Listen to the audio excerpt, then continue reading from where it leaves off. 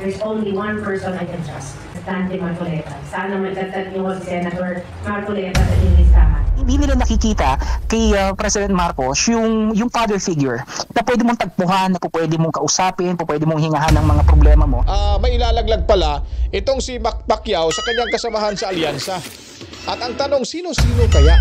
Sino bang pinakakilalang real estate owner ho sa ating bansa? Di ba mga Villar? Di ba napaka-insulto? Siguro, nanahimik lang itong si Villar. Dadagan, Balita News Update.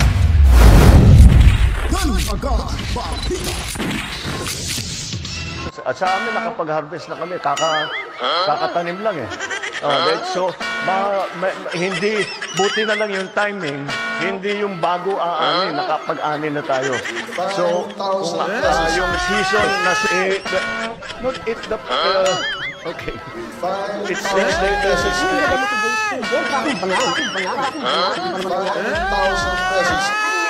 should I say milyonaryo? Sama-sama tayo. Babago. Hindi naman yung milyonaryo.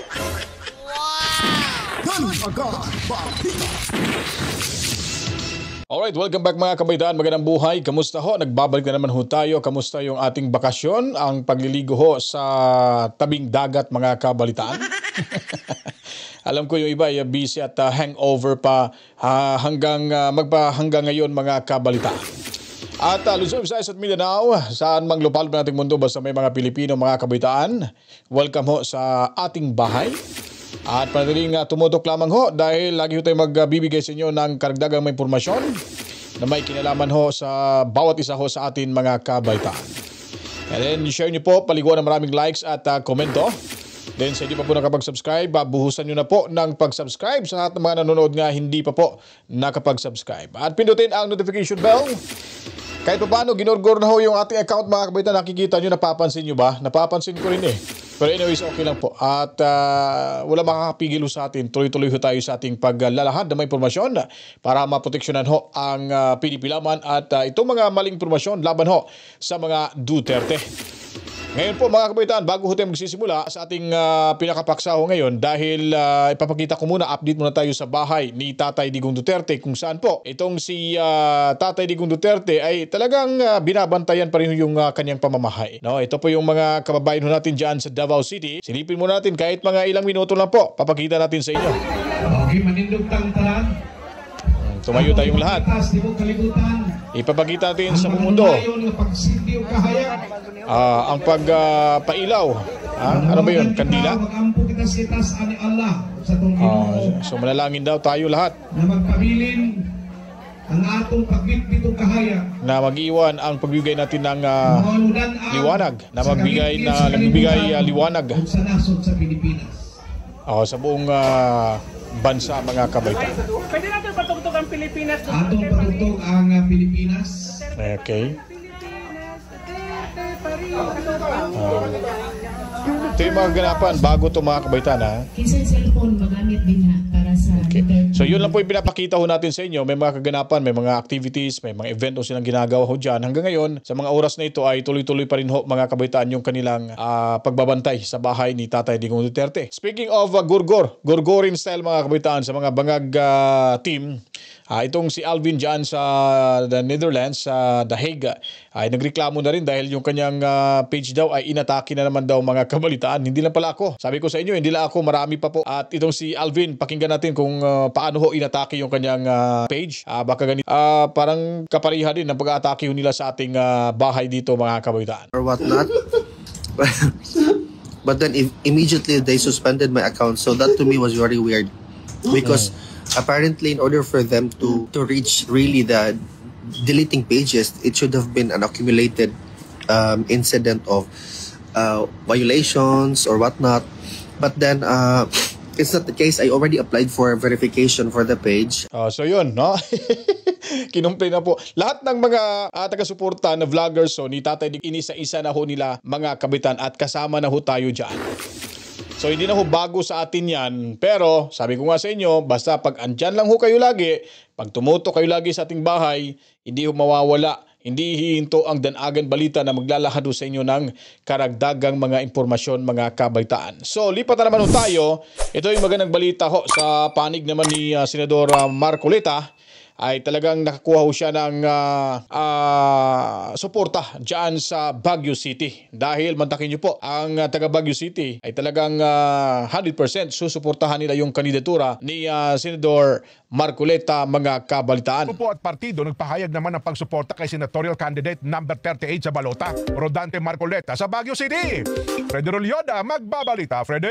Mas lalo pang nadadagdagan o dumarami mga grupong patuloy na nagpapahayag ng pagsuporta sa kandidatura ni Sagip Party List Congressman Rodante Marcoleta, kung saan ay tumatakbong senador na nasa ilalim ng partidong PDP laban. Si Marcoleta, na nakilala sa pagiging palaba at matapang sa pagkondina lalo na sa mga tiwali, ay isa na rin sa itinuturing bilang malakas na katunggali para sa katulad niyang tumatakbo sa pagkasenador ng bansa. Sabi nila daw itong si Marcoleta ay male version daw ni Senadora Miriam Defensor Santiago, mga kabalitaan. So yun po yung pagkakilala ho nila sa ngayon, dahil ito ay matapang ho talagang kumakalaban ho, lalo na pag buhaya kayo sa Kongreso. Ay nako, si Marcoleta yung lagi mong maririnig na pupunain ka talaga, mga kabalitaan. Isa sa kilalang personalidad sa syudad, nakasalukuyang chairperson ng Baguio Tourism Council at tumatakbo din sa pagkakongresista sa Lone District of Baguio, ay maalab na nagpapahayag ng pagsuporta sa kandidatura ni senatorial candidate Rodante Marcoleta, number 38 sa balota, sa eksklusibong panayam ng Net25 Baguio News Team kay BTC Chair. Alam niyo po mga kabaitaan, kung ba't kinampihan nila itong si Marcoleta, dahil po si Marcoleta ay talagang galito sa mga corrupt politicians. So ibig sabihin nun, itong mga tumatakbo ngayong leader dyan sa Baguio City, sila po yung talagang matitinong politiko na ayaw ho talaga nila sa korupsyon, ayaw nila sa mga buhaya, ayaw ho nila sa may maraming mga hidden agenda, lalo na pag proyektong pag-uusapan na ang kickback ay talagang nakakasilaw na, mga kabalitaan. Ayaw ho nila yan. Kaya kung sino po yung kumakampi or kakampi kay Senador Marcoleta, yun po ay masasabi ho natin na sila po talaga ay anti-corruption at matitinong politiko na tumatakbo ho sa panahon ngayon, mga kabalitaan. Gladys Vergara ay pinahayag nitong bawat agenda at plataforma na isinusulong ni Marcoleta ay kanilang sinusuportahan dahil sa aniya, malaking tulong ito para sa kapakanan ng mga kabataan, magulang at mga kababaihan sa bawat isang barangay. Lagi din umanong pinakikisuyot at sinasama ang pangalan ni Congressman Marcoleta para masuportahan din sa darating na halalan sa Mayo 12 taong kasalukuyan. Kung tatanungin niyo naman ako sa senador, there's only one person I can trust, Dante Marcoleta. Sana magtatag niyo si Senator Marcoleta sa inyong listahan. Maraming salamat. We have been promoting him from day one. Actually, isa sa kanyang mga very avid supporter has been joining us in our caucuses. We have the same programs. Ito, matinong Fernandez to, hindi kagaya ni Attorney Google, mga kabaitaan. Yung binansagan ho ni Marcoleta, ni Congressman Senador Marcoleta na Attorney Google. Itong si Dan Fernandez, mga kabaitaan. Ito, matino to. Kamag-anak lang ito sa letra, pero sa dugo ay siguradong malayo ho itong mga kabalitaan. With the youth. Samantalay nakausap din namin si Ms. Frida Fernandez, kilala bilang isa sa masugid na taga-suporta ni Marcoleta at Vergara, ay umaasa ding mananalo ang kanilang kandidatura dahil sa karapat dapat na maglingkod sa mamayan bilang senador ng bayan. Magandang araw po, ako po si Frida Fernandez. I am a member of the Baguio Tourism Council and I strongly support Congressman Marcoleta. Isa sa mga bagay na nagustuhan ko kaya sinusuportahan natin ngayon si Congressman Marcoleta ay yung kanyang mga programa tungkol sa youth, sa women at lalong-lalo na sa ating mga kababayang may hirap. Samantala ay umaasa naman ang mga taga Baguio at Cordillera na sana'y makabisita din si Marcoleta, hindi lang para mangampanya kundi higit ay para makita at makausap din siya ng mga nagmamahal na residente sa Baguio City. So yun po, nakakatakot ho yan. Ito na yung kakabahan na ho sila dito ni Marcoleta, yung mga buhaya dyan sa Kongreso, dahil pinapanalangin talaga nilang hindi ito makakalusot, mga kabalitaan. Alam nyo kung bakit? Dahil ayaw ho nila itong makapasok sa Senado, takot ho silang manalo ho si VP Sara Duterte sa impeachment laban sa kanya. Ngayon nakikita na ho natin maliwanag pa sa sikat ng araw, mabilis pa sa alas 4, na ang pagbabago ay talagang instant na ho. Nandito na ho, nakikita na ho natin sa pamamagitan ho ng mga suporta ng taong bayan at sila ay talagang nawiwindang na, mga kabalitaan. Nawiwindang na talaga sila. Kaya ang sabi ho nila nga kailangan talagang hindi manalo si Marcoleta. Pero sinasabi nating leader ay wala ho talaga itong si Bonget. No? Si Bonget ay mahirap talagang sandalan. Hindi nyo siya masasandalan dahil ano po, hindi ho pulido yung kanyang desisyon. Wala ho siyang decision making. Kaya ngayon nagkawatak-watak na sa sobrang hambong niya sa unang araw ng pangangampanya kasi 12, 12 daw anyari mga kabalitaan. Ito, nahihirapan ho siya dito dahil nga mismo si VP Sara ay instead na magiging neutral, may ini-endorso na ho sila. At itong si Adjong, mangiyak-ngiyak sa inis at galit mga kabalitaan. Mamaya papakita ho natin sa inyo dito si Adjong mga kabalitaan. Rating ni Pangulong Ferdinand Marcos Jr. ang dahilan para sa isang political analyst, bigo raw kasi tumayo bilang ama ng bayan si Marcos Jr. Si Val Divina Gracia magbabalita. Di ba? Nagbigay ng pananaw ang political analyst na si Dr. Froilan Calilong kaugnay sa pinakahuling Pulse Asia Survey na nagpakita ng pagbulusok sa trust at approval rating si Pangulong Ferdinand Marcos Jr. sa gitna ng kanyang termino. Ayon kay Calilong, isa sa mga dahilan ng pagbaba ng tiwala ng publiko ay ang kawalan ng pagiging father figure ng kasalukuyang Pangulo. Anya, hindi nakikita ng mamamayan si Marcos Jr. bilang isang leader na maaaring takbuhan at sandalan lalo na't sa harap ng lumalalang problema sa kriminalidad at peace and order sa bansa. Hindi nila nakikita kay President Marcos yung father figure na pwede mong tagpuhan, na pwede mong kausapin, pwede mong hingahan ng mga problema mo dahil hindi nga niya nakikita na meron pala talagang ganitong mga problema. Ngayon, parang nawawalan na tayo ng order, no? Ang dami sa kababayan natin na involved sa mga road rage, na sa patayan, yung mga nagdadala ng mga baril kung saan, bumabalik ang mga hold-upper, kidnap for ransom, mga nawawalang bata na hindi may paliwanag. All of these things kasi nangyayari ito on a daily basis, no? Na hindi man lamang na babanggit ng ating Pangulo. Giit ni Calilong, ang naging turning point ng pagbagsak ng trust at approval ratings ni Marcos Jr. ay ang iligal na pag-aresto kay dating Pangulong Rodrigo Duterte noong Marso 11 ang pagdala sa kanya sa International Criminal Court. Malamang siguro mga kabaitaan, no, itong panahon na ito, siguro pinagsisisihan siguro ni Bongit, no, yung kanyang mga naging desisyon kamakailan dahil nga sa hut-hut ng kanyang mga aliporis diyan. So, mahirap kasi mga kabaitaan pag ikaw yung namuno sa isang lugar at wala ho kayong talagang sariling desisyon at umaasa lang ho kayo sa taong pinagkakatiwalaan nyo. Tapos hindi mo naman masasabi yung kanilang desisyon ay tama, ay dapat ikaw mismo, direct ko ikaw makagawa ng desisyon agad-agad para ho sa ikabubuti ng taong bayan. Kaya ngayon, ang nangyayari ho sa administrasyong ito, iwas pusoy si Bongit. Iwas pusoy, hindi mo maintindihan kung anong desisyon niya. Sino ba talagang nagpapalakad sa ating bansa? Meron ba talagang nagpapanggap na presidente dyan sa Malacanang na hindi naman hinalal ng taong bayan? At ano bang naging problema ni Bongit? Batuba siya na parang nagiging kengkoy na ho dyan sa Malacanang. Yun po yung problema ho talaga na napakasakit nating isipin na tayo ay talagang totoong nabudol sa mapagpanggap na marunong kuno magmaniho sa ating bansa. Ngayon, anong problema? Watak-watak ko tayo mga kabalitaan. Sa The Hague, Netherlands na walang pahintulot. If we're speaking from the perspective of the President, medyo alarming itong pagbaba ng numero niya. To think na nandito pa lang siya sa kalagitnaan ng kanyang termino. Sa kabilang banda, nakikita ng publiko kung paano hinarap ni Vice President Sara Duterte na may buong tapang ang pag-aresto sa kanyang Sa totoo lang mga kabaitaan, yung pagkabagsak ko sa survey, yun po talaga yung desisyon na nangyari yung pagkidnap na kay Tatay Digong Duterte. Wala na ho talaga. Meron naman sigurong iba yung talagang paggamit to sa paggamit sa ipinagbabawal na gamot. Yun po ay marami ho, majority ho sa mga Pilipino ay nakikinig at naniniwala na itong si Bongit ay ngagba talaga mga kabalitaan. Balikan ho natin si Tatay Digong Duterte, di ba? Siya yung may salita, isang salita pag sinabi niyang ganun, wala ho talagang pumapalag. Wala hong kumukontra ho sa kanya. At saka napakaganda ho yung takbo ng Malacanang mga kabaitan. Lalo na ho pag Presidential Communication Office, itong si Martin Andanar. Ang ganda ho, very professional ho magsalita, maintindihan mo kung anong mga proyektong nagawa na within that week. Pero kabaliktaran ho dito sa administrasyong ito, talagang yung kanilang PCO ngayon ay parang nasa palengke lang. Parang namamalengke lang, tapos namimili ng presyo, inauna ho yung isa, gusto niyang agawin mga kabalitaan, ipamukha na siya po talaga ay nangunguna o nakauna sa presyong pinakamababa. Inaaway niya po yung mga tao sa palengke. Yun yung ugali ho ni Atty. Au Castro, taklesa, palengkera, laging basa yung bibig naman talaga. Wala akong sinabing iba, bibig naman talaga .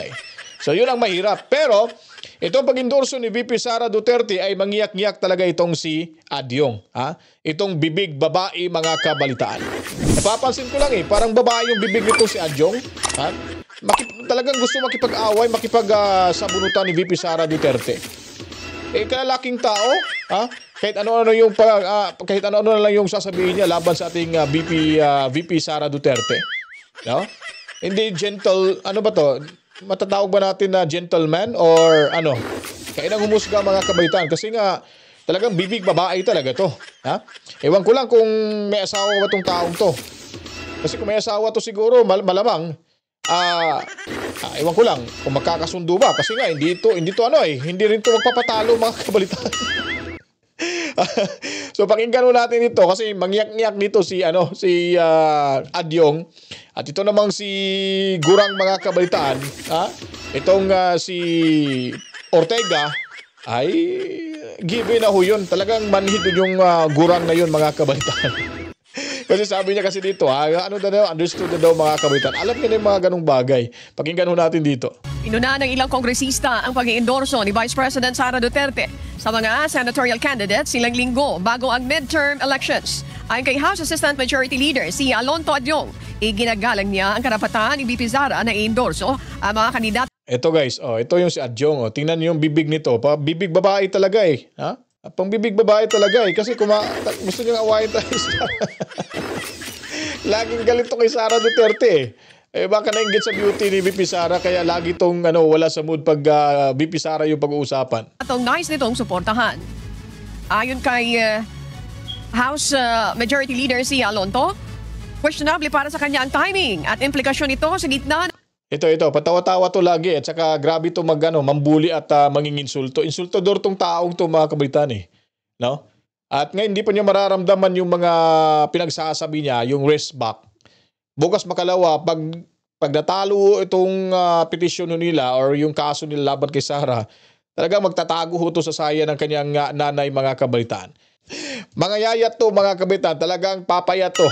Sigurado pag natalo sila sa kay VP Sara Duterte. Kasi mag-iisip na, hindi na makakatulog to magkukonsumisyon na to. Ano bang gagawin niya sa mga pinanggagawa niya?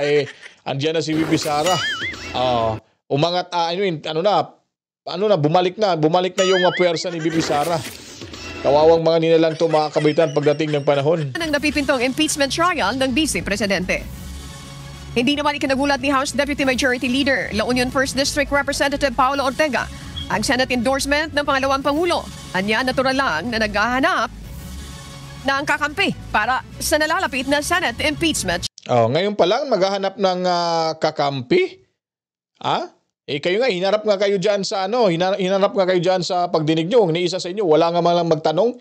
Tapos sasabihin nyo lang na nagkaroon ng problema kaya hindi na nabigyan ng pagkakataon na magtanong ho yung mga kasamahan nila. Kasi palibasa kasi yung mga naratibo ho nila ay gawa-gawa lang ho mga kabalitaan. At si VP Sara dinadaan ho sa legalidad. Ang ginawa ni VP Sara, ba't ako sasagot dyan? Hindi naman kayo hindi naman right venue para sasagutin ko yung mga akusasyon nyo. Mag-file kayo. Mag-impeach kayo sa akin kasi sasagutin ko ho yun. Di ba? Ganun katapang si VP Sara Duterte. Ngayon, ang sinasabi nila, hindi daw sumasagot si VP Sara Duterte kasi nga, totoo, may tinatago.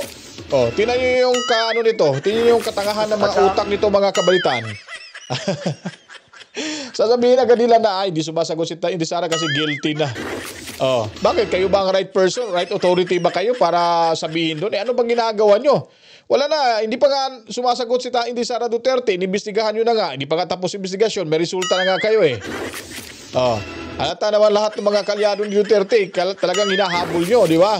Ito yung mga ugaling mga hinampak mga kabalitan. Wala pa pahayag kaugnay ng issue si VP Duterte. Ayun. So anyways, dito tayo. Ito mas lalong magagalit at mas mabubuwis ito sila dito. Lalo na si Adyong mga kabalitan. Taga Mindanao pa naman itong si Pacman. Abril 20, 2025 to mga kabalitan itong balita mula sa Politico. Pakita natin sa inyo sa other side tayo kasi hindi yata nyo makikita. Ito. Yan. Kung makikita nyo yan, ito nakakatakot. Talagang traidoran Tinaidor nga nila si Tatay Digong Duterte. Maraming mga traidor dyan at ito, naano sila naunay sa ilahang litag mga kabalitaan. Nabitag ang sarili mga kabalitaan ni Manny Pacquiao. O nilaglag mga kasamaan kasi nga po may lumalabas sa social media yung inendorso nilang mga senatorial candidates ho sa partido ni Manny Pacquiao. Nandun ho si Bato de la Rosa, nandoon si Senador maliban kay Senador Bato de la Rosa, Senador Go, at itong si Attorney Marcoleta mga kabalitaan. So, napakalaki insulto ito sa alyansa para sa Bagoong Pilipinas. So, ibig sabihin nun, may ilalaglag pala itong si Pacquiao sa kanyang kasamahan sa alyansa. At ang tanong, sino-sino kaya? Sino-sino kayang masasaktan nito? Sino-sino kayang maapektuhan nito mga kabalitaan? Ito po yung malaking tanong eh. At questionable. Malamang marami ho sa alyansa ngayon na hindi yung makakatulog sa ginawa ho ni Manny Pacquiao. Marami mga taga-alyansa ngayon na nagsitaasan ng kilay mga kabalitaan. Dahil nga po, hindi rin nila ito masisisi si Manny Pacquiao dahil nga po yung kanila diyang leader ay hindi nga masasandalan eh. Hindi pulido eh. Walang desisyon. Si Camille, tinutukan na ngayon ni VP Sara Duterte. Magkaibigan ho naman talaga yung pamilya na yun sa mga Duterte. Doon sila nagkamali. Pero noong mga nakaraang pangangampanya ho nila ay talagang tinitira ho nila pasimple itong si Camille Villar. Dahil nga po ay binabatikos nila yung mga lupain na instead na yung mga agricultural land na taniniman ng palay at kung ano-ano ginawa na daw ng mga residential mga kabalitaan. Sino bang pinakakilalang real estate owner ho sa ating bansa? Di ba mga Villar? Di ba napaka-insulto? Siguro nanahimik lang itong si Villar Camille at siguro napagtanto niya na hindi na siguro to hindi na parang na to, malaking problema, malaking dagok to sa akin tong alyansa para sa Bagong Pilipinas. Siguro tama ho si VP Sara Duterte, nagkamali ho ako sa pinasukan kong grupo. Baka gano'n na naging komento ni Villar. Masakit ho itong mga kabalitaan sa totoo lang po. Hindi ho ito katanggap-tanggap po sa alyansa para sa Bagoong Pilipinas. Bakit ho ba nagkakawatak-watak sila? Yun po yung mga pagtatanong natin. Bakit nga? Ba't hindi nyo mapigilan itong mga itong problema? Na hinayaan lang nila sa alyansa sa Bagoong Pilipinas na magkawatak-watak sila at ini-endorso sa ibang partido, lalo na si VP Sara Duterte.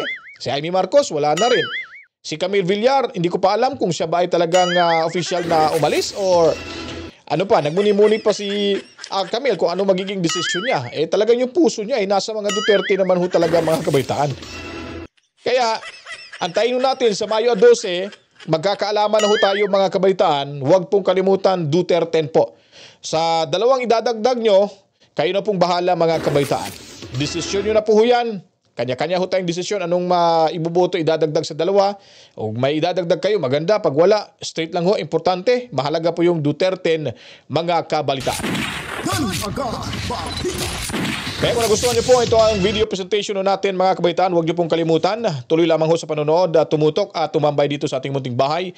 Walang iwanan ho tayo hanggang matapos ang halalan, hanggang sa paparating na rin po ng presidential election sa 2028 mga kabaitaan.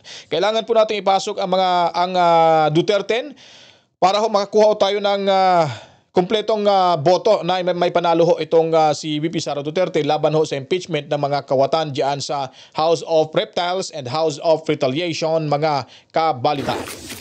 At bago tayo magpapaalam ho sa inyo, paliguan ng maraming likes at komento. I-share nyo rin po at tuloy-tuloy lamang ho sa panood hanggang sa matapos ang video. Huwag nyo pong skip yung ads mga kabalitaan.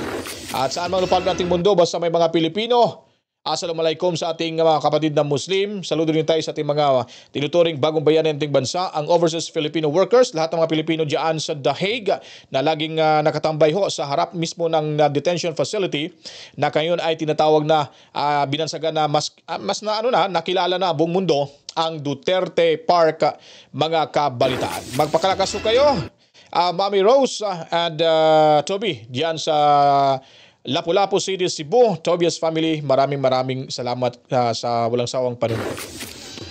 Alright, so ako po yung magpapaalam na. Again, matsalam ho sa inyong lahat. To God be the glory. Mwawa, chup chup. Peace out!